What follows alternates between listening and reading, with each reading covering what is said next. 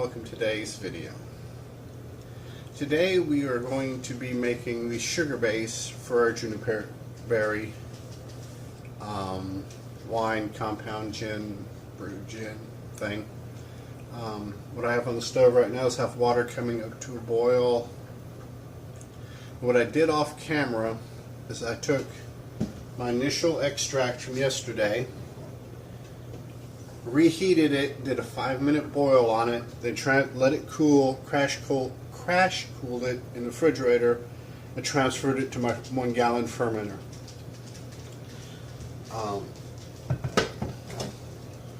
And let it get cool. This is going to be in here cool, so I'm going to make my sugar base. It's just simply a 1/2 gallon of water with 3 pounds, 14 ounces, and 14.4 ounces. Try to do this correctly. 3 pounds, 14.4 ounces, measured out, that I put it in my 2-liter Erlenmeyer flask. So, this is what 3 pounds, a little, almost 4 pounds of sugar looks like in a 2-liter Erlenmeyer flask, just in case you're ever on Jeopardy or anything. The water's starting to simmer at this point. We're going to have to slowly introduce the sugar into it because we don't want to boil over and get the wife pissy and have to clean the stove and sleep on the couch. So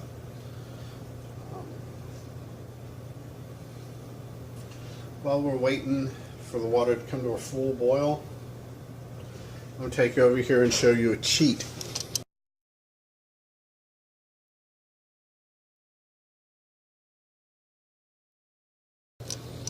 Get back here.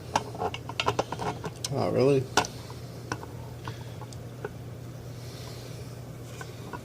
Tripod wants to be wonky on me. So, water's coming to a boil. There we go.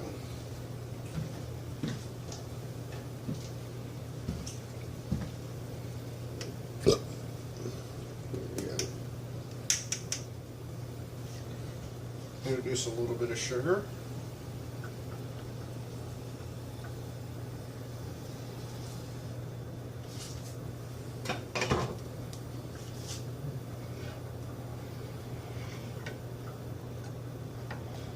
Stir it till it dissolves pretty good.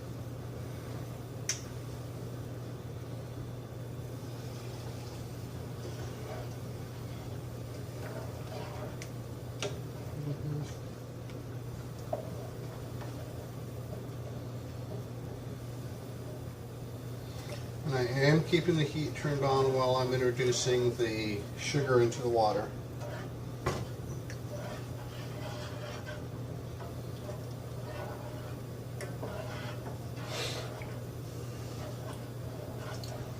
Probably not the best thing to do is wipe my nose with the backside of my hand, but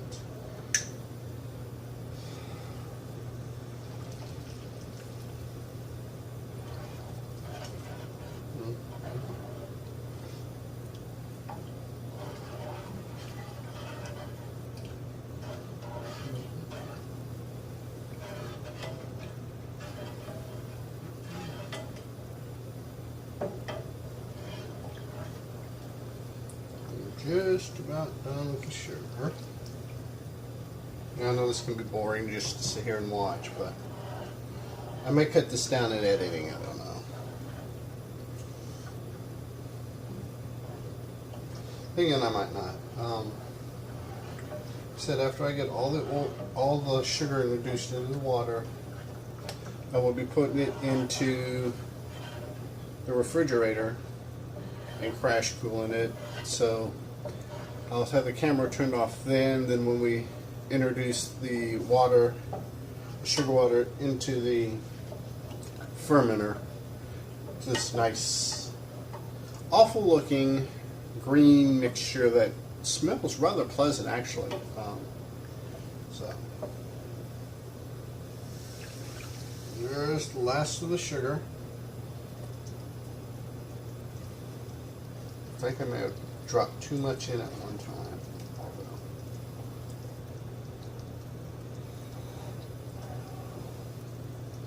I do advise, even if you have a 2-liter room oil flask, if you're doing something like this, to get a scale and weigh out your sugar, because it's always better to have everything that way to just ensure proper weight. You have an accurate weight. And even though the plastic jug that I had put my initial extract into had been sanitized and cleaned, and I put the lid on it, I still did a sanitation boil this morning before I transferred it into the fermenter, because you can never know, you can never be too safe, you can never be too clean, in my opinion, when it comes to brewing. It's better to over sanitize, over clean, do it under an under cleaning and wind up with some icky, nasty, whatever that you intended to be an enjoyable beverage. Plus the time and effort and love you give to it for it to turn out bad. So I always emphasize the sanitation. I may not always show the sanitation, but I am fanatically sanitizing stuff. So what we'll do now is turn the camera off, and I'm going to put my sugar water into the refrigerator and crash cool it, and when we get ready to introduce everything into the fermenter, we'll have the camera back on. So till later in the video, peace.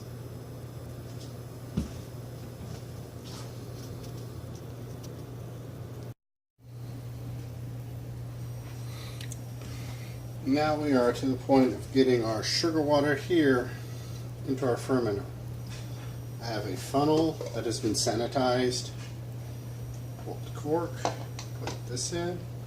And because there is so much water currently in this right here, I'm going to dump, I have a sanitized 2-cup measuring cup, and we'll take a little bit at a time.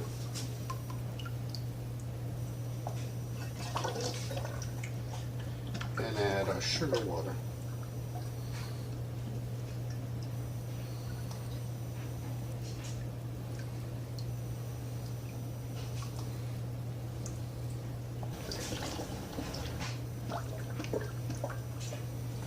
It only took about 20-25 minutes to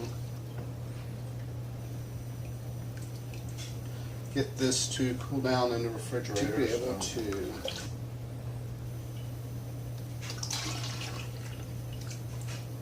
if we don't overflow the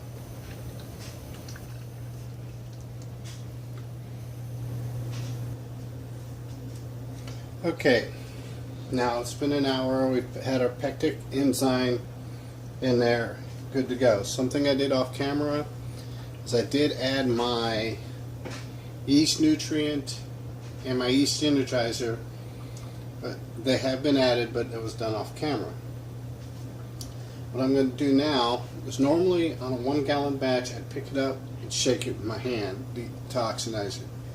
But the way I've been spilling stuff today, I'm going to go ahead and use oxidation rod.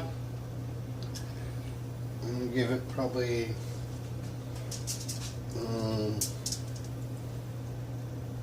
20 or so seconds, assuming I can get it open.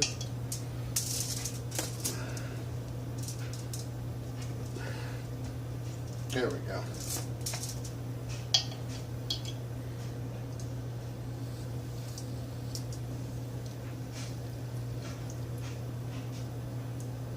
Kind of turned up a little too high there, but when you use an oxidization rod, you oxidize it. You don't want the rod all the way at the bottom. And you do want to sanitize it to make sure it's clean.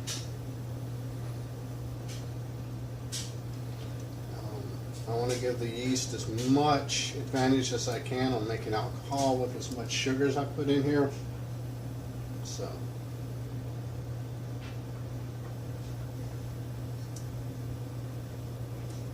that should be about it.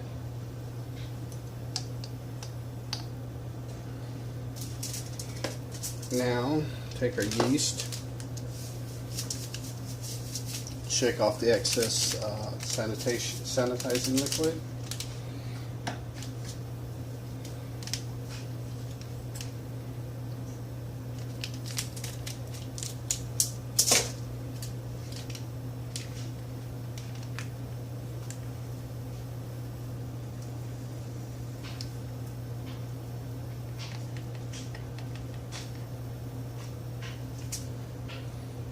We'll take our bubbler and our cork.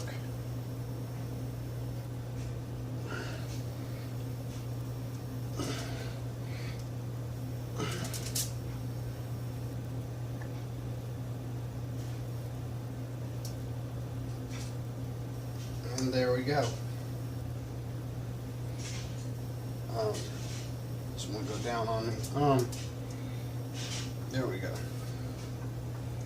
It should be noted that this whole packet of yeast is way overkill for a 1 gallon batch, but I'm of the opinion that more yeast is better than not enough yeast, and I don't like having open yeast packets doing nothing. So, plus the extra yeast will help inoculate anything that may have gotten in there with all the sanitation and stuff going on. So we are ready to let this cook. Actually, there we have it.